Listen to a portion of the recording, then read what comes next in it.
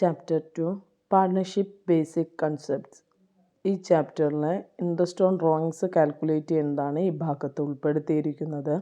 ഈ ചാപ്റ്ററിൽ പഠിക്കാനുള്ള fixed capital method, fluctuating capital method, profit and loss appropriation account, theory പാർട്ടുകൾ ഇതെല്ലാം മുൻ പാർട്ടുകളിൽ ഉൾപ്പെടുത്തിയിട്ടുണ്ട്. ലിങ്ക് ഡിസ്ക്രിപ്ഷനിൽ കൊടുക്കാം, കണ്ട് മനസ്സിലാക്കുക. Calculation of interest on drawings. Interest is to be charged on the withdrawals made by the partners if it has been specifically mentioned in the partnership deed. Drawings എന്നാൽ നമുക്കറിയാം പേഴ്സണൽ പർപ്പസിന് വേണ്ടി വിഡ്രോ ചെയ്യുന്ന എമൗണ്ടിനെ പറയുന്ന പേരാണ് ഡ്രോയിങ്സ്. ഇങ്ങനെ പിൻവലിക്കുന്ന എമൗണ്ടിന്, അതായത് ഡ്രോയിങ്സിന് firm interest charge ചെയ്യാറുണ്ട്. അവരുടെ എഗ്രിമെൻറ്റിൽ, പാർട്ണർഷിപ്പ് ഡീഡിൽ ഇൻട്രസ്റ്റ് ചാർജ് ചെയ്യണം എന്ന് പറഞ്ഞിട്ടുണ്ടെങ്കിൽ മാത്രം. Interest on drawings is an income for the firm and an expense to each partners. Partners usually withdraw amounts from the firm at regular intervals. Hence, considering three important aspects, that is, rate, amount and period, interest on drawings should be calculated. Interest on drawings എന്ന് പറയുന്നത് ഫേമിനെ സംബന്ധിച്ചിടത്തോളം അതൊരു income ആകുന്നു. പാർട്ട്നേഴ്സിനെ സംബന്ധിച്ചിടത്തോളം അതൊരു ചെലവുമാകുന്നു, expense ആകുന്നു. Partners regular ഇൻ്റർവെൽസിലായിരിക്കും എമൗണ്ടുകൾ withdraw ചെയ്യുന്നത്. അതുകൊണ്ട് നമ്മൾ ഇൻട്രസ്റ്റ് കാൽക്കുലേറ്റ് ചെയ്യുമ്പോൾ റേറ്റും എമൗണ്ടും ആ കാലയളവ് പീരീഡും കണക്കാക്കേണ്ടതാണ്. Interest on drawings equal to amount of withdrawal into rate by 100 into period by 12. Interest on drawings calculate ചെയ്യുന്ന ഫസ്റ്റ് മെത്തേഡ് നോക്കാം. Arun and Manu are partners in a firm. On 1st July 2010, Arun withdrew 5,000. Interest on drawings is charged at 10% per annum. Books closed on 31st December every year. ഈ പ്രോബ്ലത്തിൽ രണ്ട് പാർട്ട്നേഴ്സാണ്, അരുണും മനുവും. അതിൽ Arun July ആയപ്പോൾ 5,000 രൂപ withdraw ചെയ്തതായിട്ട് കാണിക്കുന്നു. ഇൻട്രസ്റ്റ് 10% കാണേണ്ടത്. ഇപ്പോൾ എൻ്റെ equation interest on drawings equal to amount of withdrawal into rate by 100 into period by 12. 5,000 into 10/100 into period എന്ന് പറയുന്നത് ജൂലൈയിലാണ് അവർ വിഡ്രോ ചെയ്തേക്കുന്നത്. നമ്മുടെ എൻഡിങ് ഡേറ്റ് 31st December ആണ്. അപ്പോൾ ജൂലൈ മുതൽ 31st വരെ എത്ര മാസമുണ്ടോ, എത്ര കാലയളവുണ്ടോ അതാണ് പീരീഡായിട്ട് കൊടുക്കേണ്ടത്. ഇവിടെ ജൂലൈ മുതൽ ഡിസംബർ വരെ എന്ന് പറയുമ്പോൾ 6 മാസമാണ് വരുന്നത്. അപ്പോൾ പീരീഡിൻ്റെ അവിടെ 6/12 ആണ് കൊടുക്കേണ്ടത്. അപ്പോൾ ആൻസർ 250 ലഭിക്കും. ഇൻട്രസ്റ്റ് ഓൺ ഡ്രോയിങ്സിൻ്റെ സെക്കൻഡ് കേസ് വരുന്നത് date of withdrawal not given, amount of withdrawal, rate of interest is given. അതായത് എമൗണ്ട് വിഡ്രോ ചെയ്യുന്ന ഡേറ്റ് തരുന്നില്ല, എമൗണ്ട് തരുന്നുണ്ട്, റേറ്റും തരുന്നുണ്ട്, എങ്കിൽ ഇൻട്രസ്റ്റ് എങ്ങനെ കണക്കാക്കുന്നതാണ്. ഇങ്ങനെ വരുമ്പോൾ എമൗണ്ടും റേറ്റും തന്നിട്ടുണ്ട്, ഡേറ്റ് തന്നിട്ടില്ലെങ്കിൽ ഇൻട്രസ്റ്റ് കണക്കാക്കേണ്ടത് 6 മാസത്തിനായിട്ടാണ് നമ്മൾ ഇൻട്രസ്റ്റ് കണക്കാക്കേണ്ടത്. അപ്പോൾ interest on drawings equal to amount of withdrawal into rate by 100 into 6/12. ഒരു പ്രോബ്ലം നോക്കാം. Rajan, a partner, withdraws 6,000 in a year and interest is chargeable on the drawings at 12% per annum. Calculate interest on drawings. ഇവിടെ രാജൻ എന്ന് പറയുന്ന partner withdraw ചെയ്യുന്ന amount, ഇൻട്രസ്റ്റിൻ്റെ റേറ്റും എമൗണ്ടും തന്നിട്ടുണ്ട്, date തന്നിട്ടില്ല. അപ്പോൾ നമ്മൾ 6 മാസത്തിനായിട്ടാണ് ഇത് കാൽക്കുലേറ്റ് ചെയ്യേണ്ടത്. അപ്പോൾ interest on drawings equal to 6,000 into 12/100 into 6/12. Answer 360 ലഭിക്കും. നെക്സ്റ്റ് കേസ് എന്ന് പറയുന്നത് different amounts withdraws at different interval, അതായത് പ്രൊഡക്റ്റ് മെത്തേഡ് എങ്ങനെ ചെയ്യണമെന്ന് നോക്കാം. ഈ ക്വസ്റ്റ്യനിൽ മോഹൻ എന്ന് പറയുന്ന പാർട്ട്നേഴ്സ് ഡിഫറെൻറ്റ് ഇൻ്റർവെൽസിൽ വിഡ്രോ ചെയ്യുന്ന ഡ്രോയിങ്സും ഡേറ്റും തന്നിട്ടുണ്ട്. ഇൻട്രസ്റ്റ് കണക്കാക്കേണ്ടത് 15%, 15% ആണ്. അക്കൗണ്ട്സ് ക്ലോസ് ചെയ്യുന്ന ഡേറ്റ് 31st. അപ്പോൾ നമ്മളിതിൽ ഒരു ഫോർമാറ്റ് പോലെ വരയ്ക്കാം. ഡേറ്റ് കൊടുക്കുക, ആ ഡിഫറെൻറ്റ് ഇൻ്റർവെൽസ് ഓരോ ഡേറ്റുകൾ കൊടുക്കാം. നെക്സ്റ്റ് കോളത്തിൽ എമൗണ്ട് എഴുതാം. നെക്സ്റ്റ് കോളം പീരീഡ്, അതായത് ഫെബ്രുവരി 1-ാം തീയതിയാണ് ആദ്യത്തെ എമൗണ്ട് 2000 വരുന്നത്.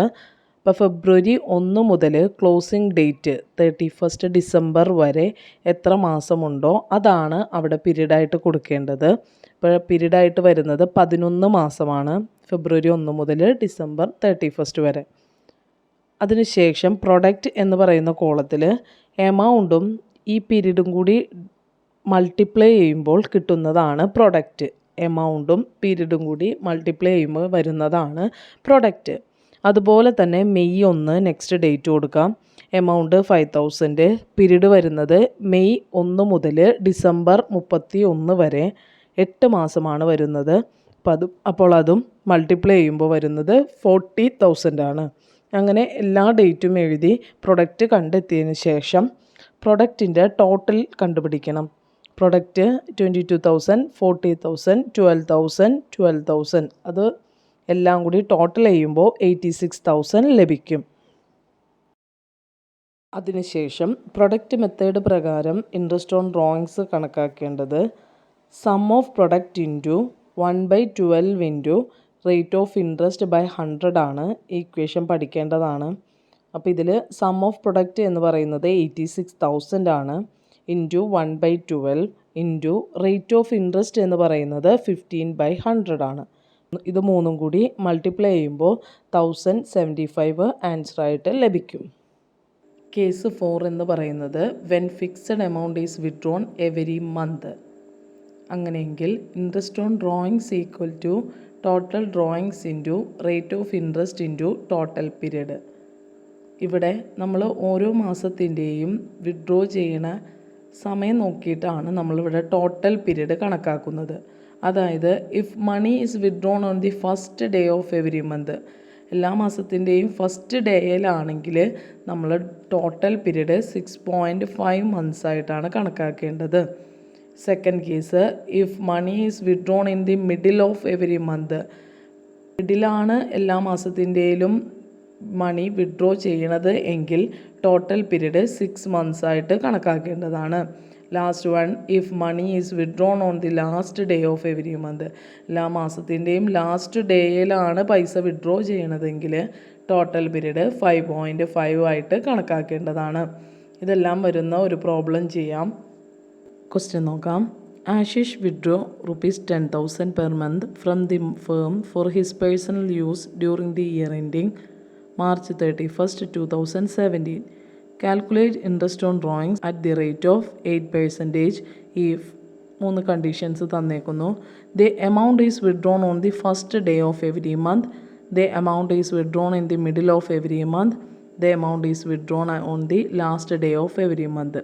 ഇങ്ങനെ 3 കേസിൽ എമൗണ്ട് വിഡ്രോൺ ചെയ്യണമെങ്കിൽ ആശിഷിൻ്റെ ഇൻട്രസ്റ്റ് ഓൺ ഡ്രോയിങ്സ് കണക്കാക്കാനാണ് ക്വസ്റ്റ്യനിൽ പറഞ്ഞേക്കുന്നത്. ഇപ്പോൾ എങ്ങനെ ചെയ്യണമെന്ന് നോക്കാം. ഈ ക്വസ്റ്റ്യനിൽ ഇൻട്രസ്റ്റ് ഓൺ ഡ്രോയിങ്സ് കണ്ടുപിടിക്കുന്നതിൻ്റെ equation total drawings into rate of interest into total period ആണ്. അതിൽ ടോട്ടൽ ഡ്രോയിങ്സ് എന്ന് പറയുന്നത് ക്വസ്റ്റ്യനിൽ 10,000 പെർ മന്താണ് തന്നേക്കുന്നത്. അപ്പോൾ 10,000 ഇൻറ്റു 12 ആണ് ചെയ്യേണ്ടത്. അങ്ങനെ 1,20,000 ടോട്ടൽ ഡ്രോയിങ്സ് ആയിട്ട് ലഭിക്കും. അതിനുശേഷം എ ക്വസ്റ്റ്യൻ എന്ന് പറയുന്നത് the amount is withdrawn on the first day of every month ആണ്. അപ്പോൾ first day of every month എന്ന് പറയുമ്പോൾ പീരീഡായിട്ട് നമ്മൾ എടുക്കേണ്ടത് 6.5/12 ആണ്. അപ്പോൾ അതാണ് എ ആയിട്ട് അവിടെ ചെയ്തേക്കുന്നത്. 1,20,000 ഇൻറ്റു റേറ്റ് ക്വസ്റ്റ്യനിൽ തന്നിട്ടുണ്ട് 8%. അപ്പോൾ 8/100 ഇൻറ്റു ഫസ്റ്റ് ഡേ ആയതുകൊണ്ട് നമ്മൾ 6.5/12 ചെയ്യുന്നു. അപ്പോൾ നമുക്ക് 5,200 ആൻസറായിട്ട് ലഭിക്കും. ബി ക്വസ്റ്റ്യൻ എന്ന് പറയുന്നത് the amount is withdrawn in the middle of every month ആണ്. അപ്പോൾ interest on drawings equal to 1,20,000 into rate അത് തന്നെയാണ് 8/100 ഇൻറ്റു മിഡിൽ എന്ന് പറയുമ്പോൾ പീരീഡായിട്ട് എടുക്കേണ്ടത് 6/12 ആണ്. അപ്പോൾ ആൻസർ 4,800 ലഭിക്കും. നെക്സ്റ്റ് പറയുന്നത് interest on drawings last day of every മന്താണ് പറയുന്നത്. അപ്പോൾ ഇതുപോലെ തന്നെ ടോട്ടൽ ഡ്രോയിങ്സ് ഇൻറ്റു റേറ്റ് എന്ന് പറയുന്നത് 8/100 ഇൻറ്റു ലാസ്റ്റ് ഡേ എന്ന് പറയുമ്പോൾ പീരീഡ് കണക്കാക്കേണ്ടത് 5.5/12 ആണ് ചെയ്യേണ്ടത്. അപ്പോൾ ആൻസർ 4,400 ലഭിക്കും. അപ്പോൾ ഈ ക്വസ്റ്റ്യനിൽ ഒരു കാര്യം ശ്രദ്ധിക്കേണ്ടത്, പീരീഡ് ഫസ്റ്റ് ഡേയും മിഡിൽ ഡേയും ലാസ്റ്റ് ഡേ ആവുമ്പോൾ ചേഞ്ച് ആവും എന്നുള്ള കാര്യമാണ് ഇതിൽ ഓർക്കേണ്ടത്. ലാസ്റ്റ് കേസ് എന്ന് പറയുന്നത് when fixed amount is withdrawn quarterly ആണ് എമൗണ്ട് വിഡ്രോ ചെയ്യണമെങ്കിൽ അതിലും 3 കേസ് വരുന്നുണ്ട്. ബിഗിനിങ് ഓഫ് ഈച്ച് കോർണറും മിഡിൽ ഓഫ് ഈച്ച് കോർണറും എൻഡ് ഓഫ് ഈച്ച് കോർണറും. ഓരോന്നിലും പീരീഡ് കണക്കാക്കേണ്ടത് ഇവിടെ തന്നേക്കുന്നുണ്ട്. അതിൻ്റെ ഒരു പ്രോബ്ലം ചെയ്യാം. ഈ ക്വസ്റ്റ്യനിൽ സതീഷ് വിഡ്രോ ചെയ്യണത് 30,000 ക്വാർട്ടർലി ആണ്. അങ്ങനെയെങ്കിൽ ബിഗിനിങ്ങിലും വിഡ്രോ ചെയ്താലും എൻഡിലും വിഡ്രോ ചെയ്താലും എങ്ങനെയായിരിക്കും ഇൻട്രസ്റ്റ് ഓൺ ഡ്രോയിങ്സ് കണക്കാക്കേണ്ടതെന്നാണ് ക്വസ്റ്റ്യനിൽ ചോദിച്ചേക്കുന്നത്. ഇപ്പം നമ്മൾ ബിഗിനിങ് ആണെങ്കിൽ ഇൻട്രസ്റ്റ് ഓൺ ഡ്രോയിങ്സിൻ്റെ പീരീഡ് 7.5/12 എൻഡ് ആണെങ്കിൽ പീരീഡ് 4.5/12 എടുക്കേണ്ടത്. ഇൻട്രസ്റ്റ് ഓൺ ഡ്രോയിങ്സ് ഫോക്കസ് ഏരിയയിൽ പറഞ്ഞിട്ടുള്ള ഒരു ഭാഗമാകുന്നു. അതിനാൽ ഈ തന്നേക്കുന്ന എല്ലാ പ്രോബ്ലംസും നോട്ട്ബുക്കിലേക്ക് ചെയ്ത് പഠിക്കുക. Thank you for watching.